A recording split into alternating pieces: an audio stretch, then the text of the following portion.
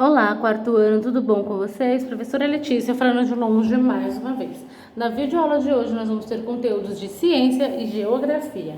Então vamos pegar o nosso livro, abrir na página 2 de ciências. Organização do corpo humano. Troca de ideias. Observe a cena a seguir. O que vocês observam aí? 1. Que parte do corpo humano a professora está mostrando aos alunos? Vocês sabem que parte do corpo é essa? É o coração. 2.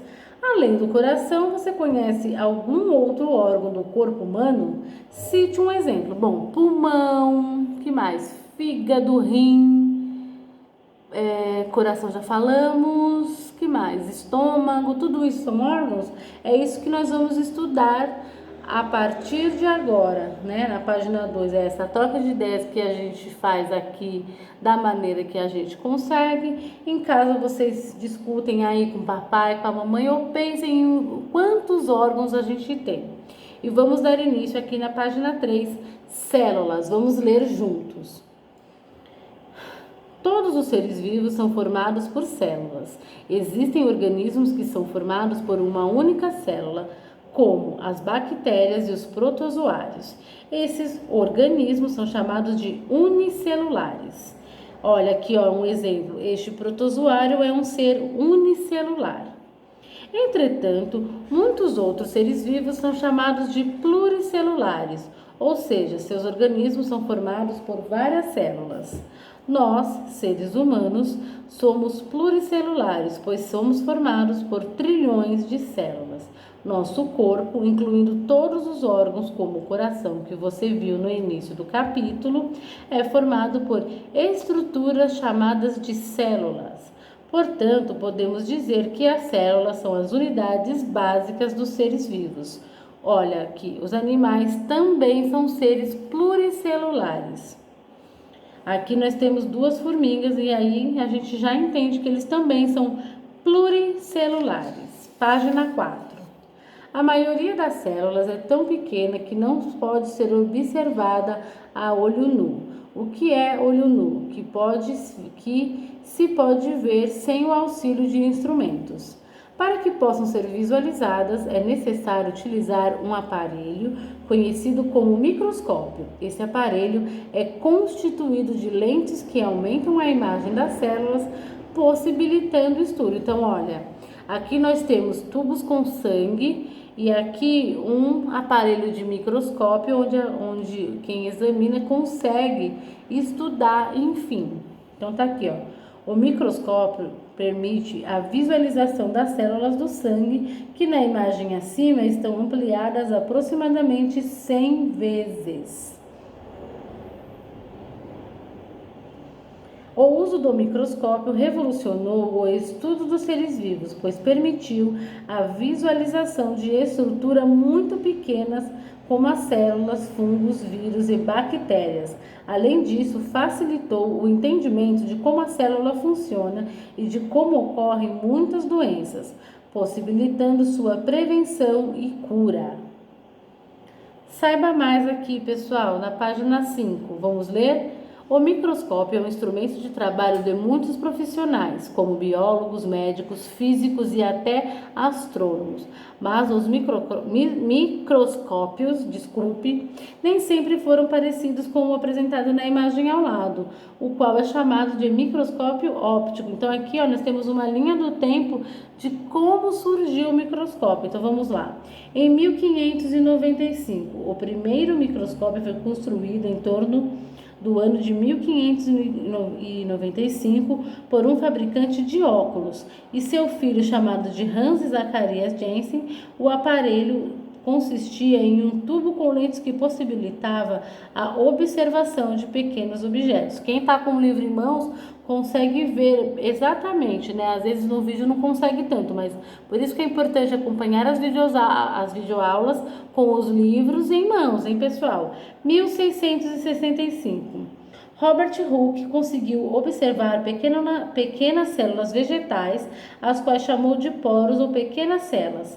Daí veio a denominação célula. Aqui mais embaixo, 1674, um comerciante holandês de tecido chamado Anton van Leeuwenhoek, usando um microscópio bem simples de apenas uma lente, observou pela primeira vez os protozoários. Olha a imagem do microscópio aqui.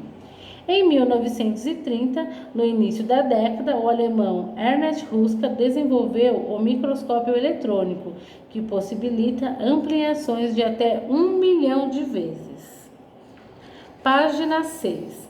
Com o aperfeiçoamento dos microscópios, foi possível identificar que as células apresentam muitas estruturas. A membrana plasmática, o citoplasma e o núcleo são as principais delas. A membrana plasmática é uma fina camada que envolve e protege a pele, a célula. Ela permite a troca de substâncias como oxigênio, água e nutrientes entre célula e o meio em que se encontra. Então, aqui nós temos a imagem, membrana plasmática, citoplasma e o núcleo, né? Isso aqui foi possibilitado através do microscópio, a gente observar, né? Os biólogos, os médicos observarem tudo isso. O citoplasma é a região localizada entre a membrana plasmática e o núcleo. Nele encontram-se estruturas responsáveis por algumas funções vitais da célula, como a nutrição. O núcleo é a estrutura responsável pelo funcionamento da célula. Nele fica armazenado o DNA, material genético que define nossas características como cor da pele, estatura e presença de sardas no rosto. Nos seres pluricelulares, as células variam de acordo com a função que desempenham. Há aquelas que digerem alimentos, as que atacam agentes de doença, as que carregam substâncias por todo o corpo, entre várias outras funções. Observe alguns tipos de célula do corpo humano. Então, nós temos aqui as células celulares musculares, que são bastante alongadas. As células da pele são achatadas e ficam grudadas umas nas outras. As células vermelhas do sangue apresentam o formato de um disco achatado. E a célula nervosa apresenta muitas ramificações. E para ajudar aí, pessoal, a fixar o nosso conteúdo de células, tudo que a gente aprendeu, nós temos atividades na página 7 e 8. E aqui na página 7 tem uma pesquisa para vocês fazerem. Sempre que tiver essa lupinha, é pesquisa. Vamos ler juntos? Escolha 2 tipos de célula encontrada no corpo humano e, com a ajuda de um adulto, faça uma pesquisa. Depois, escreva as principais funções de cada uma delas. Então, vocês podem voltar aqui no livro, ó, escolher uma das células, ir na internet e escrever as características aqui, porque aqui a gente está só falando o que elas fazem. A gente quer uma aprofundação, cada um vai escolher a sua, combinado? Então, a atividade 2 é para fazer uma pesquisa, não esqueçam. E aí nós temos a página 8, que são as atividades 3, 4 e 5. E agora nós vamos para o nosso conteúdo de geografia. O nosso conteúdo de geografia desse bimestre começa com lazer e turismo nas paisagens brasileiras. Vamos tirar o tique rosa aqui e vamos ler juntos tudo isso. Vamos lá? Vamos começar aqui na página 2. Lazer e turismo nas paisagens brasileiras.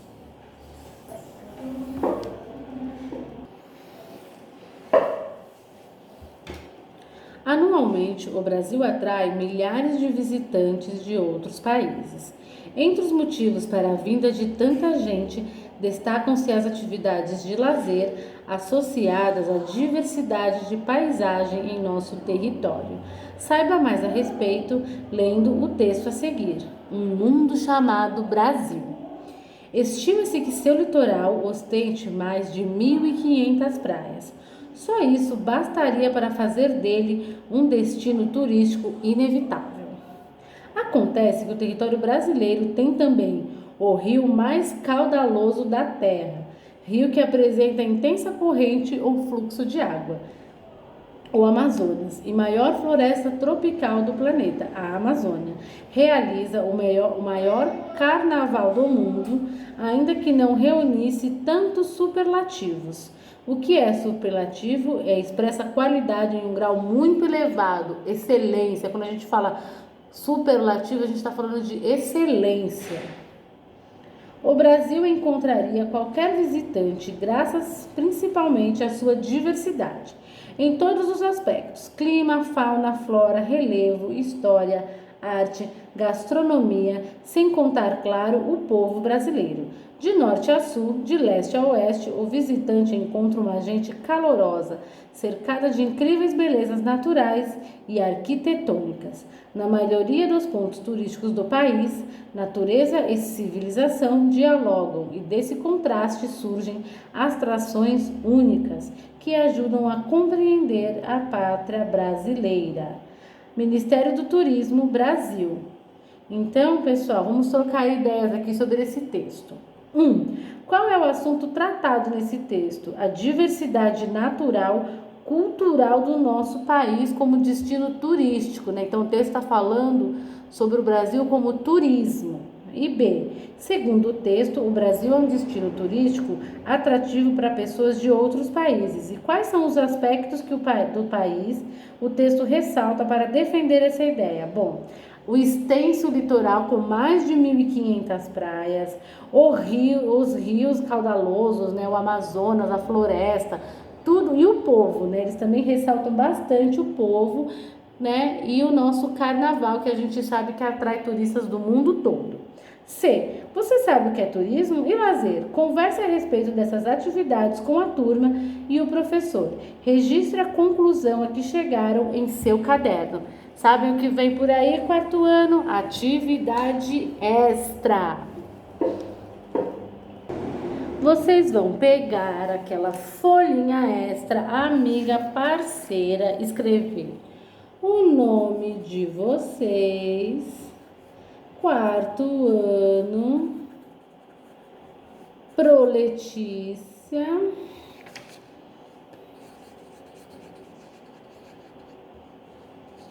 qual que é a disciplina? Geografia, página 2, atividade C.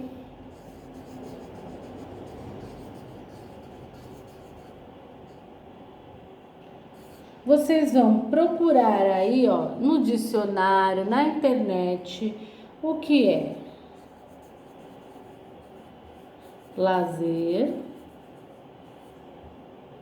e o que é turismo. Por quê? Porque para entender, para dar continuidade a turismo, lazer e natureza, que são tópicos da próxima videoaula de geografia, vocês precisam entender o que é lazer e o que é turismo. E depois que vocês escreverem sobre os dois termos, vocês vão escrever assim, ó. Vocês podem usar a folha inteira, frente e verso, fiquem da maneira que vocês quiserem. Apenas escrevam outubro de 2020 e guarda numa pasta, num plástico, que eu quero ver o que a gente aprendeu sobre o que é lazer e o que é turismo. Na próxima videoaula de geografia, eu também vou voltar aqui dizendo o que é lazer e o que é turismo e dar continuidade aqui. Então, a videoaula de hoje fica por aqui. Nós temos atividades de ciência das páginas, né? Das páginas, vamos voltar lá para a gente não se perder, não é mesmo? Então, as atividades de hoje são as atividades de ciência sobre célula das páginas 7 e 8 e responder o que é lazer e o que é turismo. Vocês podem dizer com as palavras de vocês e depois ver o que o dicionário, o que a internet diz, ou simplesmente já ir direto para o dicionário, tá? E a gente também pode conversar sobre lazer e turismo nas lives toda quarta-feira às 15 horas. Então eu espero vocês na próxima videoaula. Tchau, quarto ano!